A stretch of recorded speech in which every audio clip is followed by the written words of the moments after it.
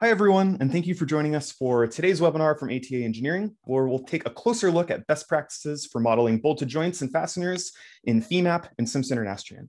My name is Jonathan Hill. I'm a business development engineer here in ATA's Northern Virginia office, and I'm very excited to be joined by my colleague today, Rachel, from our Denver office for today's presentation.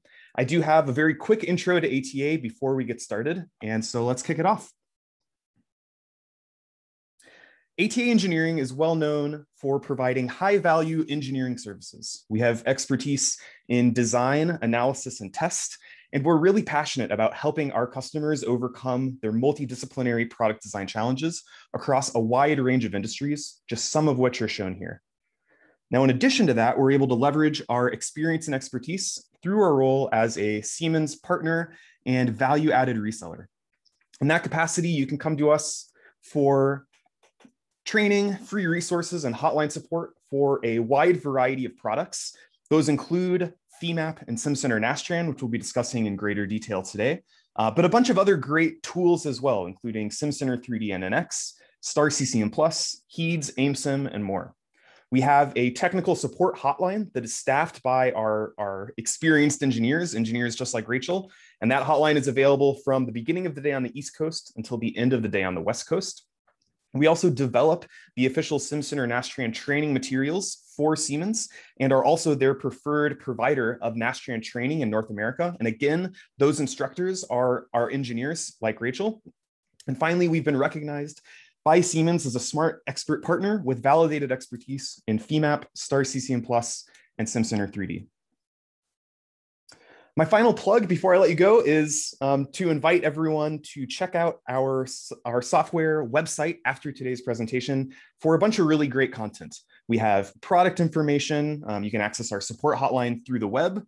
But really my favorite part, and I know I talk about this every time, my favorite part is the free resources. And so I invite you to check that out. There are white papers, APIs and macros, other on-demand webinars, things like that. And all of these are developed by our engineers, specifically based on what we hear from you guys. So kind of my final plug is that if you have an idea for a future resource you'd like to see or a future webinar topic, we would love to hear that. I encourage you to reach out to us and let us know, and we'll see what we can do. But with that, I'm happy to turn things over to Rachel. Thanks. Yep. Thank you, Jonathan. So today we're going to cover some best practices for modeling bolted joints in Femap specifically, but these can also be applied to Simcenter, Nastran, and other modeling packages as well. So we're going to jump in. I have 3 very dense slides. We're going to get right into the material, keep all of this relevant, and then we'll do a quick demo at the end and then have some time for questions. So the first thing everyone always asks when it comes to modeling bolted joints is, how do you represent them? So I've put together a little flow chart here and we'll work through it in detail. But the idea is that, you're not going to model solid elements and the exact bolt and preload and contact for every single one of your fasteners in an assembly. A lot of times you can represent them with springs or other types of elements. Sometimes you have to go kind of in the middle. So we're going to start up at the top and we can kind of ask ourselves some questions about the model and what we're trying to accomplish to determine how we may want to represent our bolted joints. So the first thing we want to ask ourselves is, do you actually need a detailed stress result of the bolt itself, or can you do hand calculations? And what you'll find is that most of the time, probably 95% of the time, a hand calc is perfectly sufficient and actually preferable to getting stress results from the FEM. A lot of us use NASA 5020 or another spec to do our bolted joints. And so all of those are based on hand calculations. And if that's the case, then really what we're trying to get from the model are 2 things. We're trying to first represent an accurate stiffness of that joint so that we can analyze the components around the joint. And second, we need to get the loads going through each joint so we can have those inputs for our hand calculation. Now, if you do need a detailed stress model, we can do that in Femap. And what you're going to want to do is create a very detailed solid element breakout model of the joint. And what I mean by breakout model is you may just include a single bolt or maybe just a couple bolts. But it's going to be very, very detailed, and it's going to look at just the joint. You're not going to be looking at the joint plus the bigger components around it, because that's going to be a lot of elements. It's going to have a lot of computation time. It's probably going to include preload and contact and other types of things. And so that's kind of on the yellow end of things where you have a high modeling complexity for the joint. And that's really the only way you'll get good reportable stresses directly from a finite element model, is if you include all of that detail. Now, if we do a hand calc, which like I said is most of the time, then the next question we want to ask ourselves is the assembly sensitive to bolt preload? And what I mean by that is, as you change the bolt preload on your assembly, does that actually really affect the stresses in the components or what's going on in the model, things like that? One very common reason why an assembly would be sensitive to bolt preload is when you're bolting the pieces that hold together bearings, for example. A lot of times those would be cantilevered such that where the bolt is, there's not actually material in between a couple of the parts. There's a gap, and that gap is what allows you to kind of preload those bearings. If you're in a scenario like that, the bolted preload actually affects the stress in the parts directly. And so your assembly is very sensitive to that. If that's the case, then you may not be able to get away with a simple representation. You're going to be kind of in this green area where you could still represent the bolt with a beam element, but in that case, you would also want to include the bolt preload and the contact at any surfaces. Now, that's not going to allow us to do, a nice, easy blue type model, but we're going to be somewhere in the middle there. That type of modeling is not something we'll cover today. We just simply don't have enough time to go into that. But there are lots of resources available, and you can just look at how to do bolt preload with beam elements and how to include contact. The one warning that I would give everyone is if you have bolt preload in your model, you have to have contact turned on, and vice versa. Nastran will let you run bolt preload without contact, but in reality, those two things act together in a joint, and so you want them both to be present. Now, again, that's kind of a scenario that doesn't happen a lot. So most of the time, we're not going to be sensitive to bolt preload. So the next question we would ask ourselves is the assembly sensitive to the joint stiffness? And by joint stiffness here, I mean particularly not just the bolt itself, but the bolt and any clamped surrounding material that is effectively part of that stiffness in your bolt pattern. So this, sometimes we'll say yes, and sometimes we'll say no. One example of when you might say yes to is the assembly sensitive to joint stiffness is if you have a bolt pattern with different size bolts in it. So if you have 6 bolts and 3 or 4 of them are 1/4 inch, but 2 of them are 3/16, then that's a circumstance where, because of the uneven stiffness values, your assembly is sensitive to that stiffness. If you have another circumstance where you might be sensitive is if you have some sort of secondary load path by a contact or a shear feature or something else going on in the assembly. That's another time where you may want to be a little more particular about the stiffness values of your joints. Now, if that's the case, so we're saying yes to is the assembly sensitive to joint stiffness, then you still have a couple of options. You need to calculate and incorporate a correct stiffness value. One kind of general rule of thumb, and this varies based on your industry and things like that, but a general rule of thumb or a good starting place would be to approximate that joint with a beam that's 2.5 times the diameter of the actual bolt you're putting in there. Now, the reason we go a little bit bigger, like I said, is this is looking at the entire joint. So it includes not just the bolt, but also the surrounding material that's being clamped by the bolt. That is part of the stiffness calculation. So you could just start with a 2.5 diameter beam. Like I said, it's a place to start. It's not always the most accurate, but it's going to get you kind of close. Now, if you really want to get there, then you can actually calculate that joint stiffness using standard equations. The ones most people use are the equations presented in Shigley, but there are several resources out there.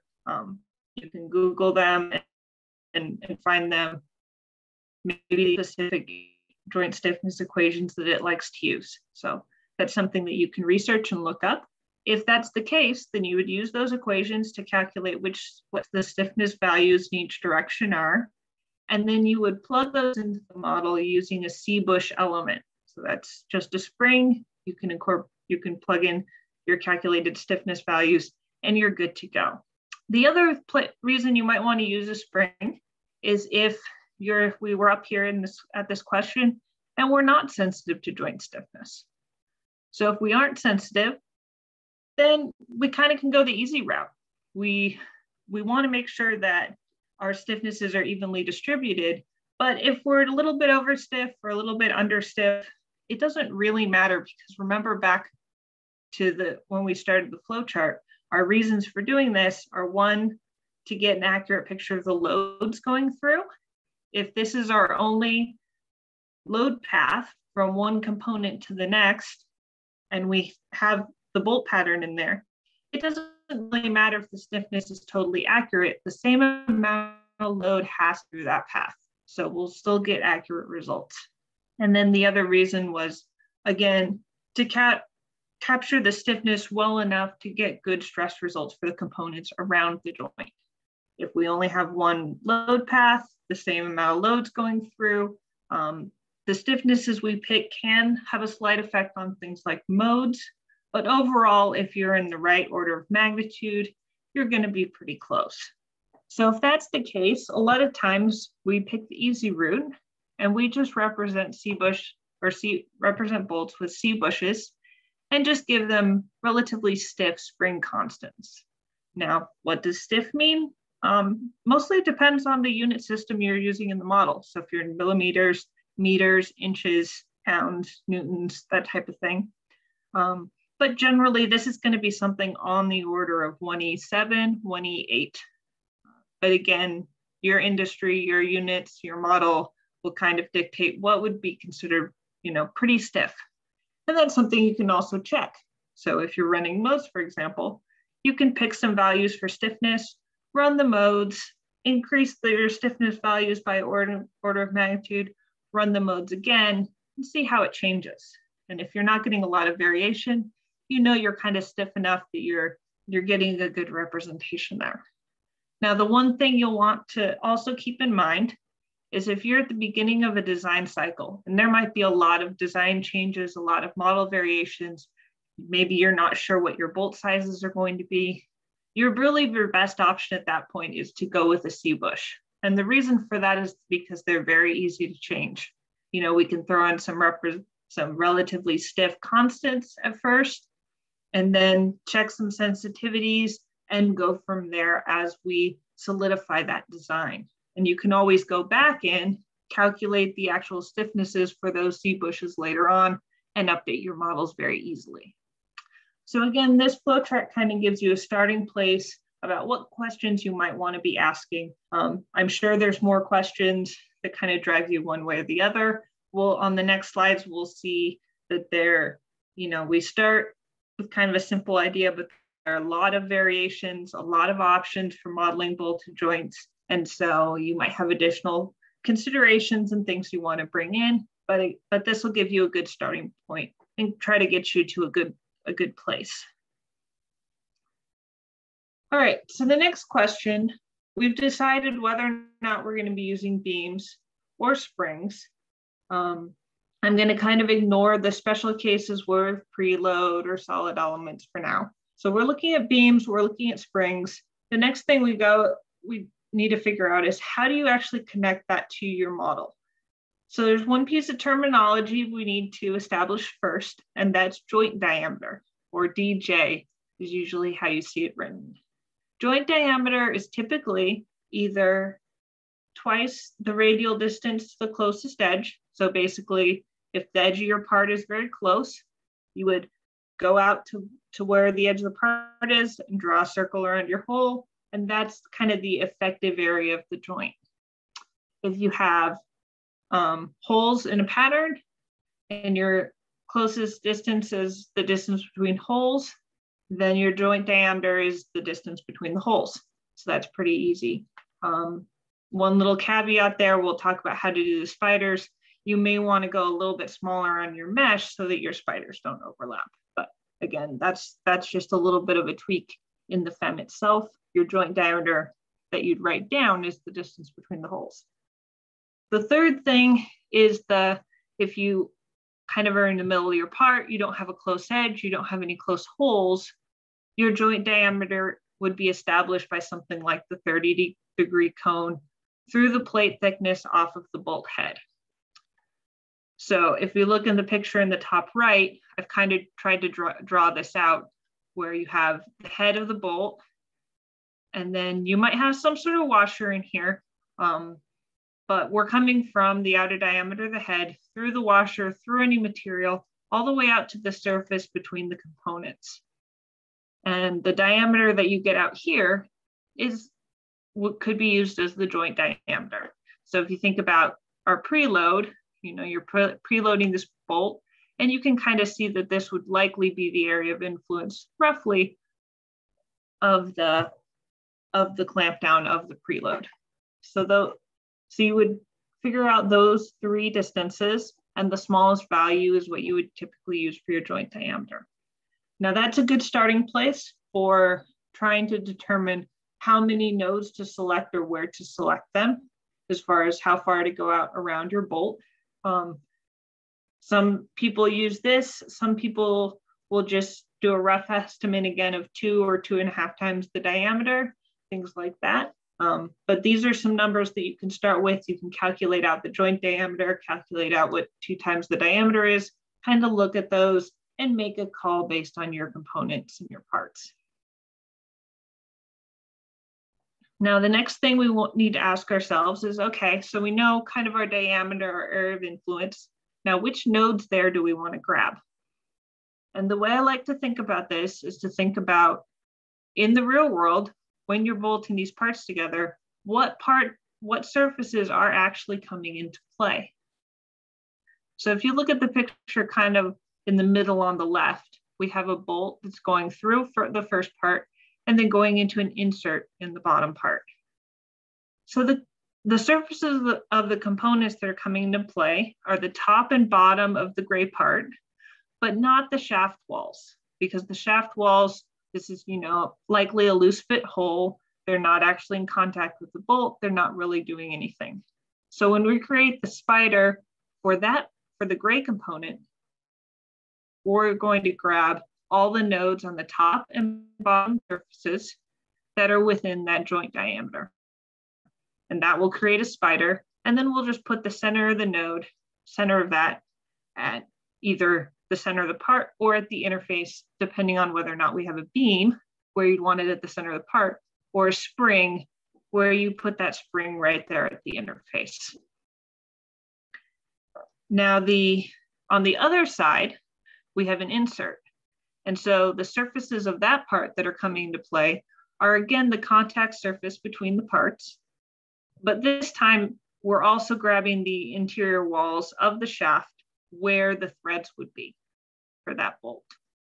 So those are the nodes that we will want to grab in that case. So again, it's just kind of following your intuition of what parts are actually in play here, where the load's actually going. Those are the nodes that you'll want to grab. So what this actually looks like is the picture in the lower right, where you have, these are actually 2 spiders, not one, that are pink. So there's one going to the green part, and it's grabbing, the interior of the part where that bolt head would be. It's grabbing the contact surface. And then there's a second pink spring down here in the bottom that's also grabbing the content, or pink RBE that's grabbing the contact surface, but then the walls of where the insert would be. So for beams, typically you'll just locate that node for each side at the center of the part or center of the thickness that's being clamped. For C bushes, most of the time it's ideal to have your C bushes 0 length. That's a rollover from the degree of freedom springs and the CLS elements that were used in the past, but it's still a very good practice to have your C bushes 0 length whenever you can. And for that reason, we typically put them at the interface. So your C bush would be right there at the interface to have 2 coincident nodes, one going to each part, and then the C bush would connect those nodes. So now we've talked about kind of how we're selecting beams or springs. We've talked about where we're trying to connect the rigids to, and we'll demo that in the FEM in a minute as to how you actually set up those features. But the next question that we kind of need to ask is, are there really reasons why you would pick a spring over a beam? And then also for those RBEs, are you using RB2s? Are you using RB3s? And the answer to all of those questions is really, it depends.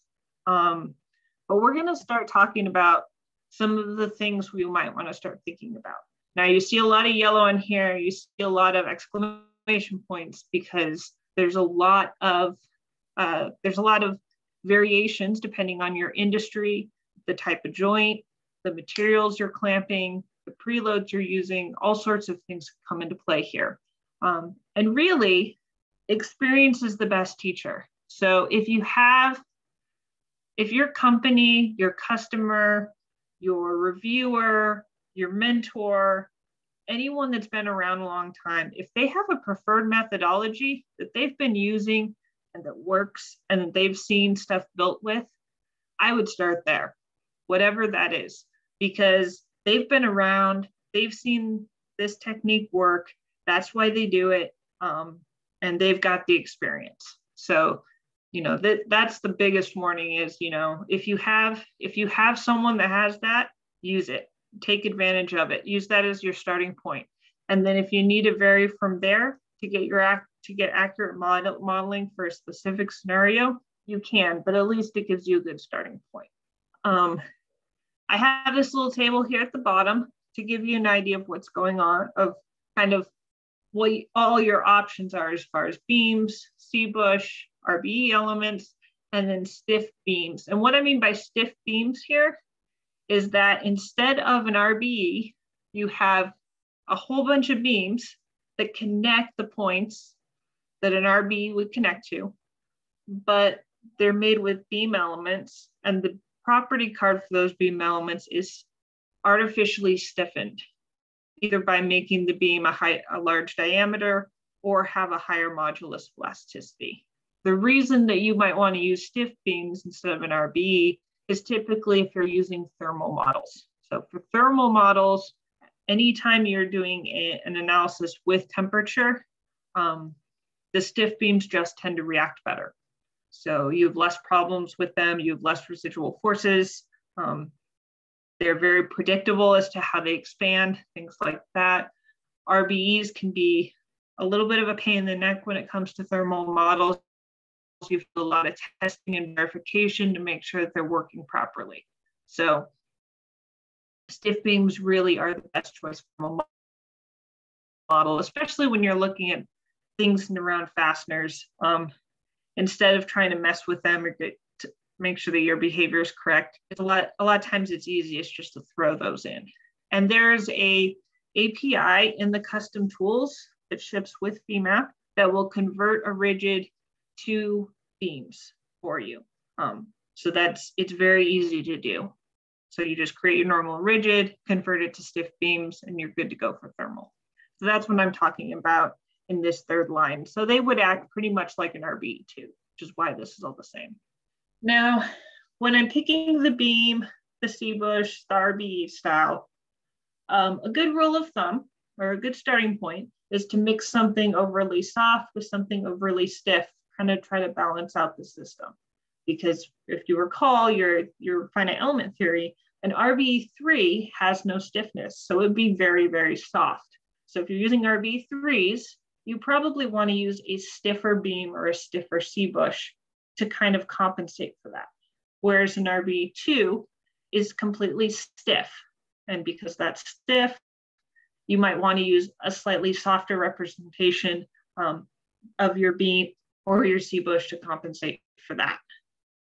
So if you don't really know where you need to lie, I would try to shoot for a combination that puts you in one of these green good boxes, because you don't really know what's going on in your system. You don't have tests or things like that or experience.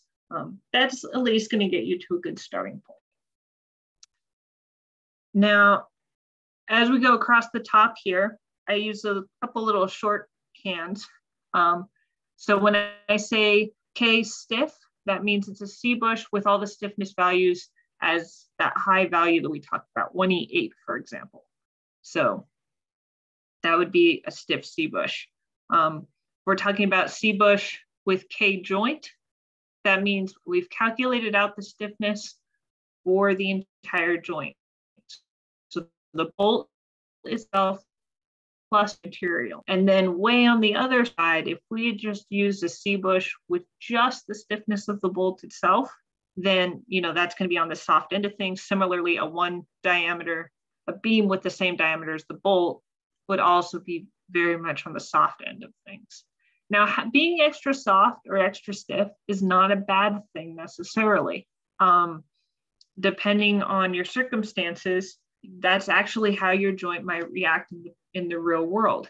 If you have very low tolerance parts, low tolerance steel parts or aluminum parts that are just bolted together, you have a big torque tolerance, so you might have some variation on preload, things like that.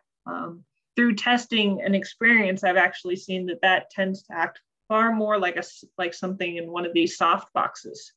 So, maybe you would just do the stiffness of the bolt with an RB2, because that's going to move around quite a bit.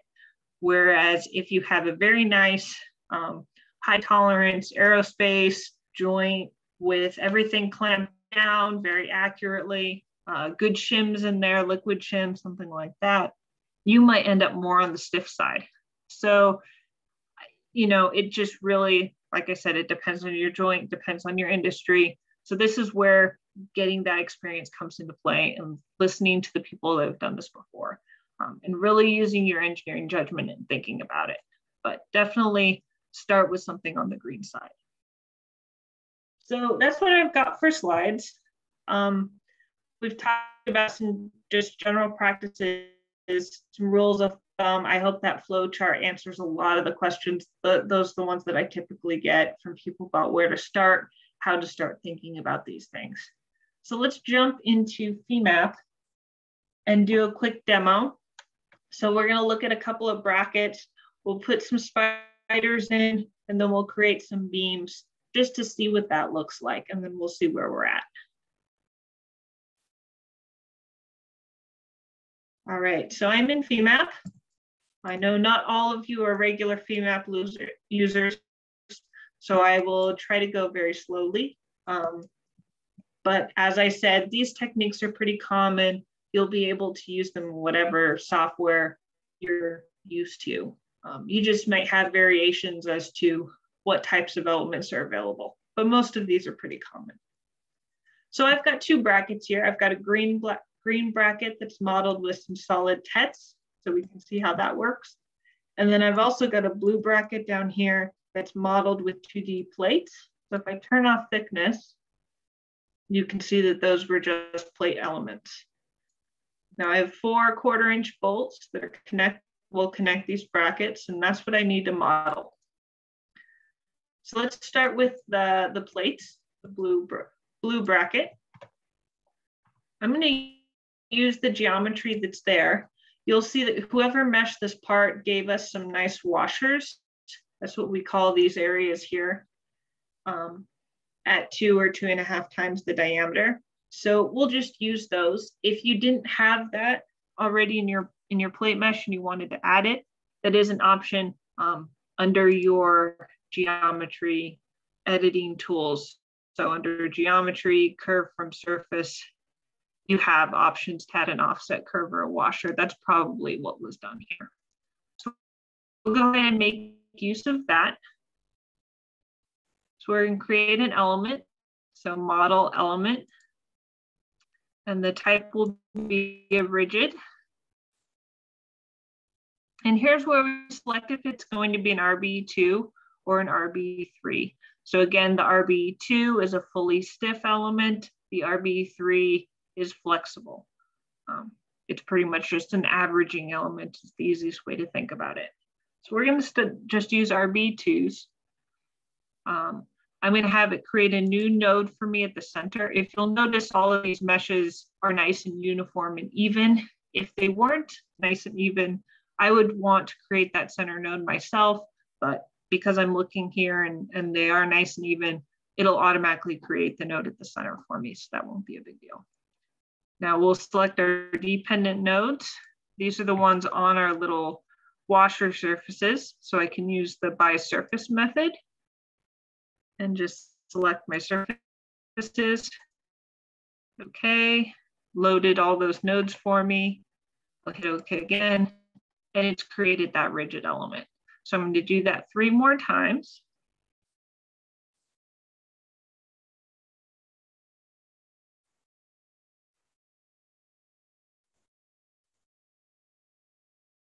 And you can see if I had a lot of these, this would get pretty repetitive pretty quickly. But we've only got the 4. And I'll show you another option, another technique for doing a lot of them in just a second. So we've got our 4 rigids. You'll notice that the newer versions of Femap put the symbols on the rigids automatically. This was always available as an option, but it was just recently changed to a default. So we're going to go ahead and turn those off because they can get annoying when you're working with these big rigids. So that's under the view options. I hit F6 to bring up this window, but it's also available in your menus. You go to Tools and View Style, or actually, Labels, Entities, and Color. Down here is an option for Element Rigid. And then you can uncheck the Draw Symbol box and hit OK. And that'll turn off those symbols. All right, so we have the rigids on our plate. Now we need to create some rigids on the solid.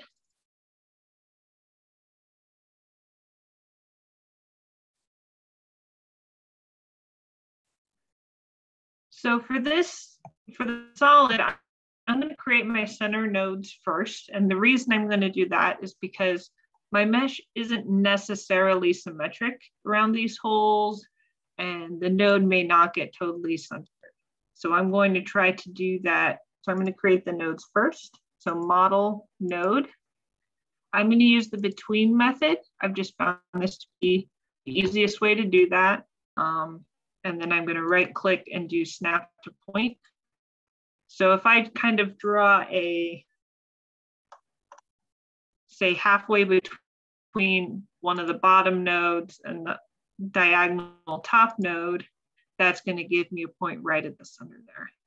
Okay. Oh, so my nodes aren't turned on. There we go. So now we've created a node there. Do that 4 more times.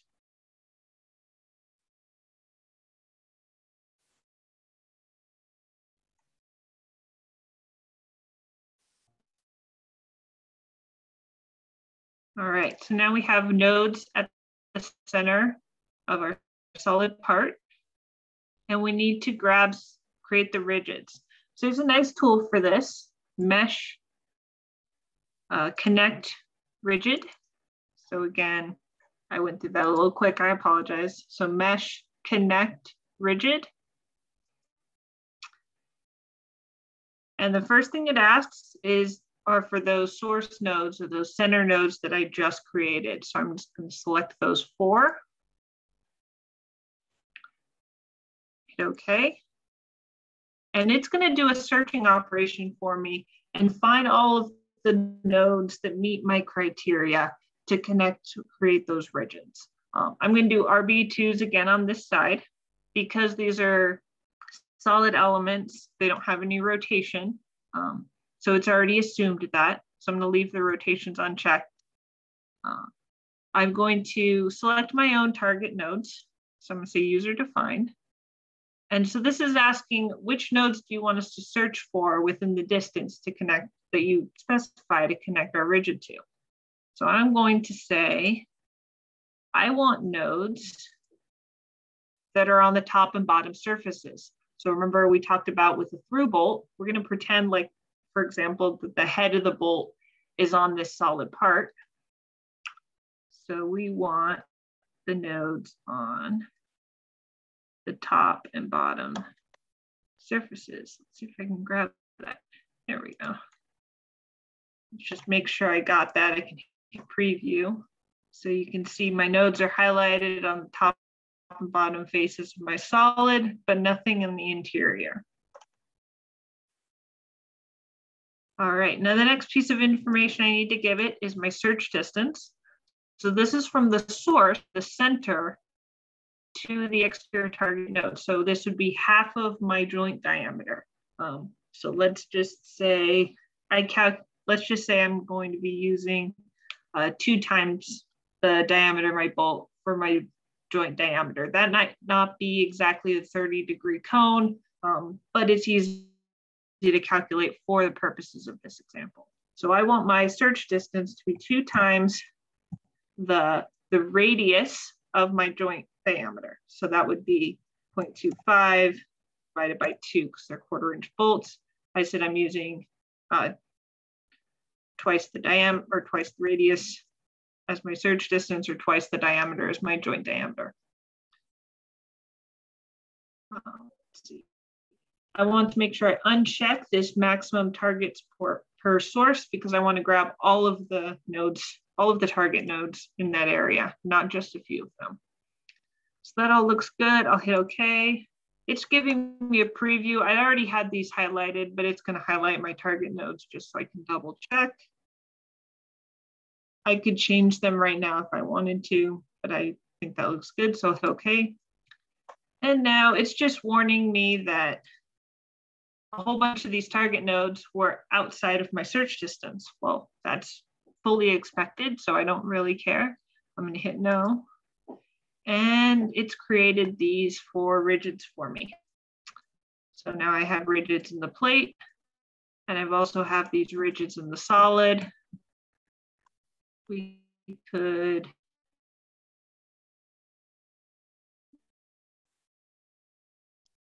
let's not show the solid. I also have these rigids elements so we can see where these rigids are going to. So you can see they're just grabbing the top and bottom face, and they're only going a little ways out from the hole. We may want to increase the diameter. Looks like this joint diameter that I picked was a little small, but we'll keep moving forward because we're going to run out of time otherwise, and we'll want to make sure we have time for questions. But that's how you could create a bunch of rigids very quickly, was again using that mesh connect rigid tool, and then you can alter your search distance to make that do exactly what you want it to. All right, so now we have our, and we need to connect them with our beam elements. So first thing we'll want to do is just going to right click on my model. Reason we want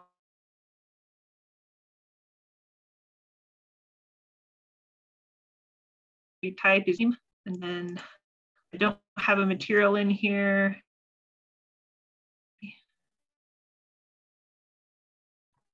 We've got something available. I'm just going to grab this 2-inch from the library. All right. So we're in beam. We're going to give it a shape.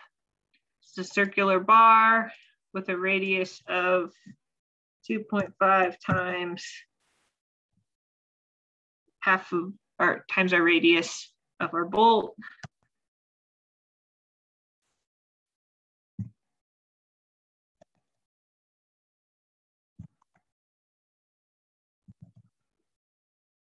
We can give it a color and hit OK. I can see Femap automatically just brought up the second window. We'll just exit out of that. And now we'll want to create our bolts. Sometimes it's hard to see with the rigids when there's this many elements. So we'll just change those rigid colors real quick. In my model info tree, I have rigids. I can right click and say color and grab one of these transparents. Okay, that makes it a little bit easier to see where we're at. And we'll create some beams. So model element, again, to create single elements. It saw that we just created a beam property, so it brought up the beam as our element type automatically. We'll need to give it an orientation vector. Looks like global Y will be perpendicular. Since it's a round cross section, it doesn't really matter as long as we're picking a perpendicular direction. So now I can just go around and create those beams at each of my rigids. All right. And that's all there is to it. So now we have beam elements representing our rigids. And like I said, on the slides, you've got options as far as whether to use RB3s or RB2s or rigid beams. If you have a thermal model, you have options as to how you define that beam property, what's the diameter you pick. You have options as to how far out you go to grab the nodes. All of these things, you have options if you're using a spring as to how you calculate the spring constants. All of these things are knobs you can turn and that you should play with. And you can always do sensitivity studies. So if you're not sure, pick something in the middle ground that you think it's going to be close and then vary it. Change your spring factors by a factor of 10 or change your diameter from 2 to 2.5 or something like that. And then rerun it and see how things changed. It's really good to look at how modes change. That's a good starting place, or your 1G model checking runs is another good place to check your sensitivity to things like this. So do those sensitivity studies, get a feel for how your parts react to some of these assumptions, and talk to people that you work with and see if there's techniques or assumptions that they use that they found work really well for your industry and your applications. So those are, like I said, there's a lot of knobs to turn. I can't really tell you what's the best thing to do, but we talked about some starting places and where to go from there. Now, real quick, before we leave Femap, I mentioned a custom tool for converting rigids. I just want to show you where that's at. Tools in your menu. That's where you get to all of the APIs that are available to you. And then you can go to custom tools, element update, and then there's convert rigids to active beam. So the way that works is you would create your beam that you're going to use as your stiff beam, activate it. So meaning it's bold and blue in the table, and then you run this API. It selects the rigids and then converts those to that beam. It's very easy to use. It's been around a long time. You can do hundreds of rigids all at once. So that's how you would do that. All right, so that's the end of our demo. We've connected these parts. I'm not going to run through analysis because we want a little bit of time for questions. So Jonathan, do you want to open it up or start asking me some stuff from chat? Yeah, absolutely. So we have a couple good chat questions that I'll read in. We're also have updated the settings so that people can unmute. Let me get through those chat questions first, though. And I guess before I do that, too, Rachel, your video was lagging a little bit, so I apologize if anyone else was seeing a bunch of actions really quick. But thank you for kind of walking through everything very, very quickly. And I'm excited to go back and look at the recording to see if it captured all that as well. I guess first question is, when you have a beam representing your joint, what material property do you use for that beam element? Do you do the bolt itself? Is it the materials? Yeah, so remember we talked about we're artificially increasing the bolt diameter to account for the clamped material. Well, because we're doing that, you may want to use, you have another knob there you can turn where you could use the bolt material for that entire property. Or maybe you want to do something like, which is what I did in the example, I used A286. Other times you may want to make the property of that beam the same as your components that are being clamped, or an average of the components being clamped. So that's another knob you can turn to adjust the stiffness value in addition to selecting that diameter. So that's a good question, Jonathan. Gotcha. Do you make any special considerations in terms of solid or shell meshes, depending on if it's a threaded part or like in this case, we're mixing solid and shell elements, but do you have a preference there depending on how the joint is connected? If they're thin parts, something like this, there really isn't much of a difference.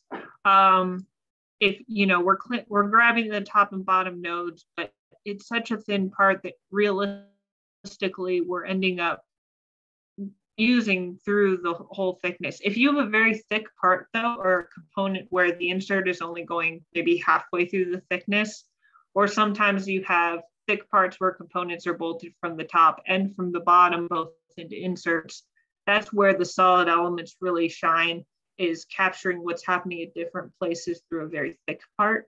But again, if you're clamping thin components, it really doesn't make much of a difference as to whether you're using solids or plates. Okay, perfect. And what are your approaches for dealing with stress concentrations around rigid elements? So like we have a bunch of RB2s in our models now, we're going to get high stresses along those. How do you deal with that in your analysis? Yes, that's a very good question. The most common thing to do is to simply ignore stresses in any elements directly connected to an RBE. So whether it's an RB2 or an RB3. And in some cases, like, I think this example is a good example for that. If you have a really fine mesh, you may want to also ignore the second ring of stress around a joint. And the reason you can get away with ignoring that concentration is because those stresses are going to be captured, the real stresses that occur there are going to be captured in the hand calculations that you perform. And so, the things like the bearing checks and the direct shear checks and the tear out checks that you do in those hand calcs, you don't need to worry about the stress in the part in the FEM itself. And in fact, the stresses, as mentioned, the stresses near those RBEs are artificially high. So you don't want to be worrying about those. So typically you would just ignore those elements. There does tend to be a judgment call where if these holes were very close to this radius, for example, if they were quite a bit closer, which happens all the time, you have to make a call as to where's the stress high because it's actually part of this concentration on the radius, and where is it high because it's near that RBE. And that really, again, is an experience thing. It's something that you'll just have to learn as you go and try to get a good feel for. Sure. Yeah, that makes sense. Cool. Yeah, and just from my own experience too, an easy way to create groups of elements adjacent to rigids. I like to use the dry erase toolbar up at the top. I create a group of all my rigids, and then you can just grow that group by one. And that makes it really easy just to turn those elements off when you're trying to pull stresses one element away or whatever. Other questions with the connect rigid command with the search distance, is that the radius of a sphere around the nodes so that any nodes in the sphere are selected, or does it do like a cylinder search, or do you know how that's searching? Yeah, it's a sphere, which is part of the reason why mine ended up looking a little funky. Is technically I would have to have calculated the triangle so that I would include that radius, because it's just doing a sphere around the center node that I selected is what it's doing. Okay. Do you have any comments on how this sort of modeling approach works for prying effects or like heel-toe interactions, things like that? Yeah, so if we only had 2 bolts in this pattern instead of 4, so let's say we chop off the front end of our bracket here, so we only have the 2 at the back. We have an effect where you have the 2 bolts, and then in reality, your contact would also be reacting that prying effect. And so there's a couple of ways that we typically approach this. First of all is a lot of times you can get away with, especially with you springs, you can get away with releasing your bending on local bolts.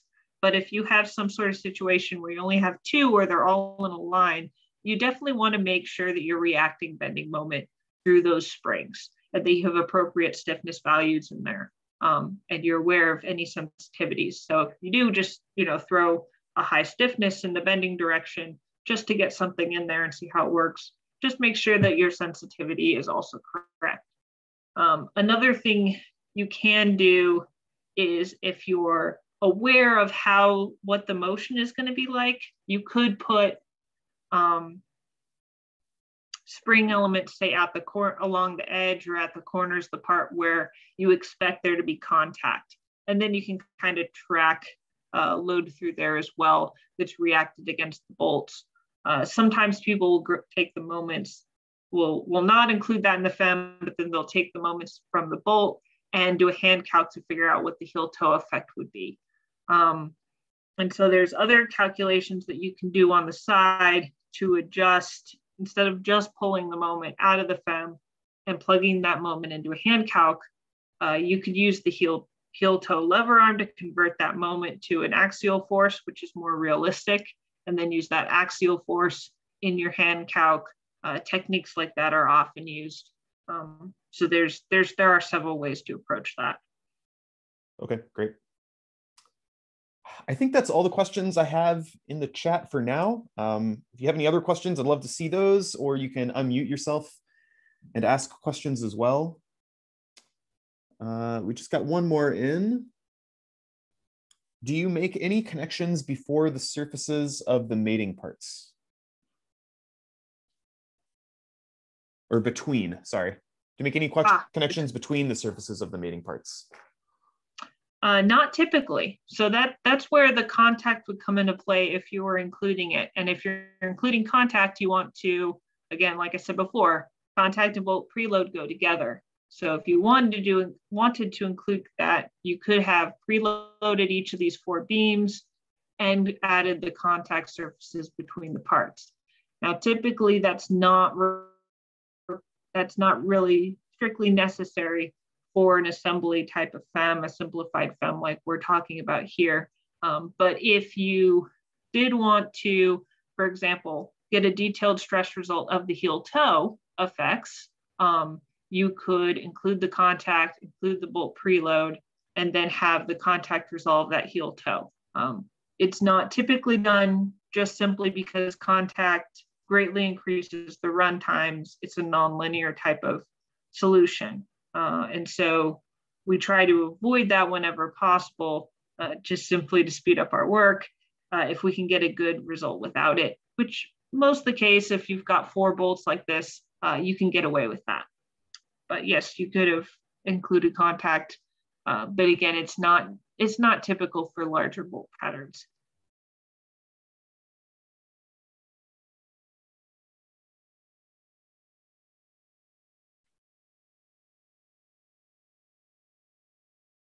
Cool, waiting to see. I don't see any other questions. Again, feel free to enter those in the chat now. You can also unmute if you have questions, or you can follow up with us afterwards. Yeah, I think the only thing I might add, Jonathan, which was spurred by one of the questions, was a lot of companies or a lot of groups will tend to use C-bush elements and then release the bending moments. I think I mentioned that briefly. A lot of times that's done because if you have a larger bolt pattern, something like a 4 or a 6, in reality, the individual bolts are going to react the moments across that pattern. It's the coupled action across the pattern that reacts that through axial loads. And so if you want to force the FEM to act that way, then you would release those bending moments. Again, it's another button to push. It's another thing to check the sensitivity to. So you can run the model with that released and with it not released and see if there's a big difference. Okay. And that'll help you understand how load is moving through your joint. So that's another button, another thing to play with. Like I said, there are just so many options here, and that's why you get so many opinions and so many variations, and none of them are correct or incorrect necessarily. It's just understanding what's going on in your system. Yeah, absolutely. And I liked the conversation you and I had yesterday about how just different industries do things differently depending on how tight the part tolerances are and things like that. So there really are a lot of different ways to do it and still be correct. So I don't see any other questions. So I think we'll go ahead and wrap things up. Again, thank you for everyone for attending. Rachel, thank you for the great presentation and demonstration. And I hope everyone has a great afternoon.